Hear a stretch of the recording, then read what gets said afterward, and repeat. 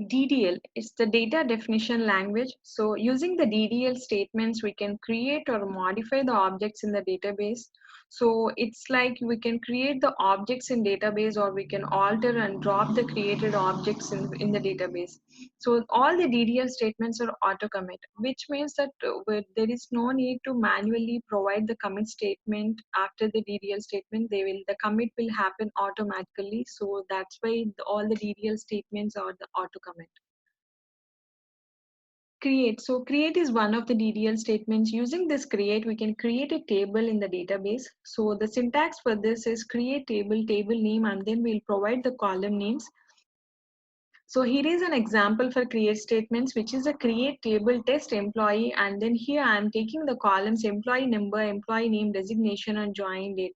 So let's create this table in the database and see how it got created.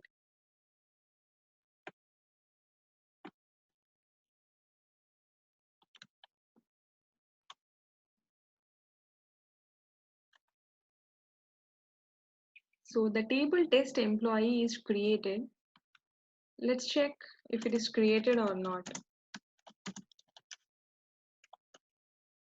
You can see the same 4 columns: employee number, name, designation, and join date.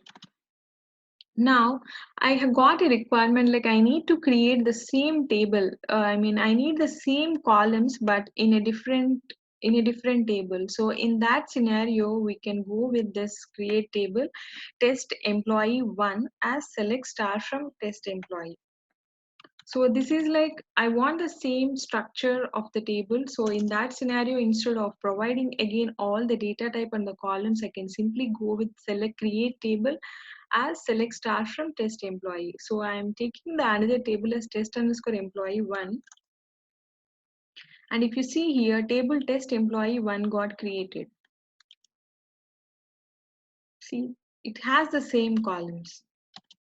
Now, after creating the table, if I want to alter the table, like I want to add a new column, like I want to add mail column, or if I want to change the data type of a column, or if I find that the column is of no use, then if I want to drop a column, then I'll go with an alter option. The syntax is alter table, table name. This is common for all the alter statements. And if I want to add a column, then I'll go with add. And if I want to modify the data type, then I'll go with modify. And if I want to drop a column, I'll go with drop. So now for the same table test employee, I am trying to add the column mail. So for this, I am giving alter table test add mail varchar. So let's see if the mail column got affected in the table.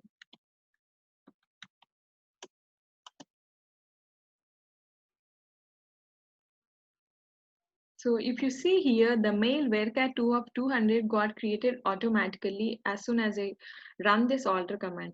Now I want to modify this mail to varchar2 of 300. Okay, so for this I'll change it to 300 and I will simply I will replace the add with modify. And if I run this, it got altered. And if I describe this table, then it shows the mail is varchar2 of 300 and earlier it is varchar2 of 200.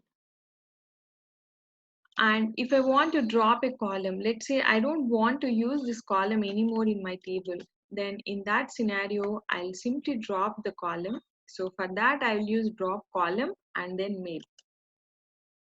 So the table got altered, and if I try to describe this table, so there is no mail. We can see only 4 columns. So this is how the alter statements work.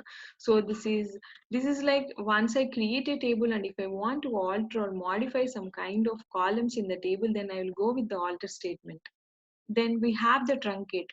Truncate is basically to delete entire rows in a table. So this is like it won't delete the data structure, but it deletes the rows in the table. So currently this test underscore employee don't have any column, right? So if I see like select star from test employee, there are no records. Let's do one thing. We'll try to insert a row and then we'll try to truncate so that it will be easy for you to understand. So insert into test employee, So I'll just insert the employee number. So emp underscore number with some values. I want to make the employee number as 100 and I want to insert this. So insert into test employee, one row is inserted. So now if I do a select star from test employee, it will see one record got inserted. Now I want to truncate this table. So to truncate this table, this is the syntax, truncate table, table name. So let's run this table and see how it is going to work. Sorry.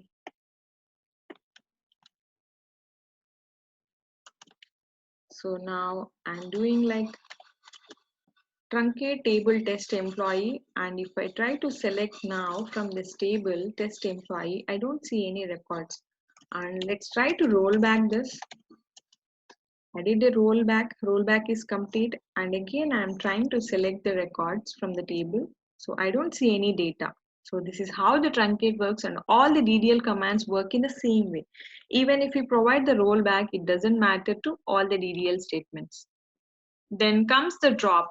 So drop is something like if I want to drop the entire table. So truncate is like I just want to delete the rows, but the table already exists. So in this scenario, in the drop, the entire table gets deleted, sorry, gets dropped. So there won't be any object in the database. So for example, if I want to see like the object that we create is test employee, right?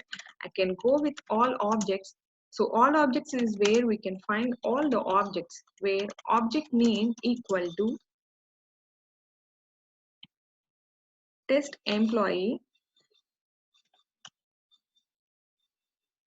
So I can see object name as test employee. It got created as a table, as object type as table, and the owner is apps. So now I want to delete this object. I want to drop this complete object from database. In that scenario, I'll go with the drop table. So here is the syntax for drop table, and then we'll provide the table name. So now I'll give drop table test employee. It says table test underscore employee is dropped. So now if I select star from all objects, if you see there is no object because we dropped the table. That's the reason it got dropped. This is how the drop command works. So even if we do a rollback here, then also it doesn't matter as all the DDL statements are auto comment.